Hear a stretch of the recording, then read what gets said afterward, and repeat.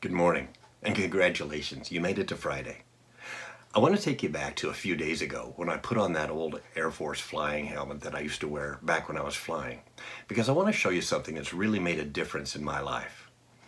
This is the Air Force's KC-135 aircraft. It's used to perform in-flight refueling of other airplanes and allows them to stay in the air for long periods of time without having to land to take on more fuel. When I was in training, learning how to fly this airplane, we had big, thick books, about 750 pages that we had to read, and a lot of it we had to memorize. It was called a -1, which is the Air Force's way of basically saying the owner's manual. Way before you could ever climb in the cockpit, you had to know frontwards and backwards what was in the owner's manual, so that when you actually began to fly, you'd know everything about the aircraft you're flying. But up in the very front of this -1 was a section of 50 or 60 pages, usually printed on yellow paper with big, bold lettering at the top of each page. And the edges of each page were marked so that it stood out from the rest of the book. And this section was always called the EPs, the Emergency Procedures. This section you had to know by heart. What to do in case of an emergency. Each crew member had very specific duties that he had to do if an in-flight emergency occurred. If an engine failed on takeoff, it was in there. If there was a fire on board, it was in there. If there was a bird strike, it was in there. But what I thought was interesting was that no matter what emergency it was that you're looking up, almost every one of them began with the very first instruction, and it was directed to the pilot of the aircraft. Fly the plane. Now, why would that be in there? I mean, isn't that rather obvious? Well, maybe not so much, because the Air Force learned that in times of extreme stress and panic, it's easy to get consumed with what's going on around you. And they found that pilots had actually forgotten to fly the plane.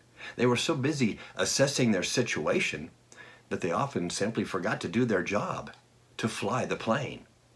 And sometimes it resulted in tragic endings. You see, what we focus on and what we pay attention to is going to determine the actions that we're going to take. Do you remember that story in Matthew chapter 14, verses 22 and 23? And Jesus is out walking on the waves, and he comes to his friends in the boat. And at first they're terrified until he identifies who he is. And then good old Peter. I love Peter. He has this habit of sometimes speaking before he's thinking. And so he asks for permission to join Jesus out on the waves. So he climbs out of the boat, and lo and behold, he can walk on water too. But it doesn't last long, does it? Because very quickly he begins to sink beneath the waves, and he cries out for help.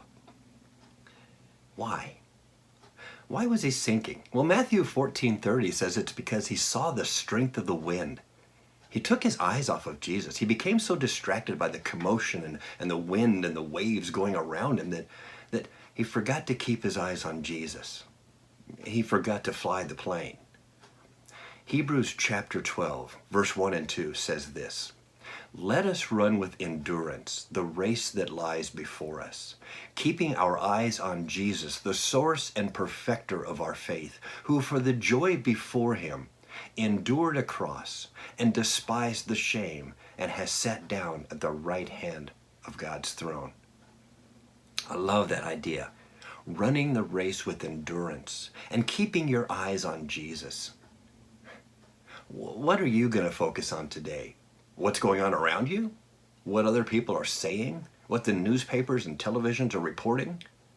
Or are you going to keep looking for Jesus in every moment, every smile, every task that you're going to do today?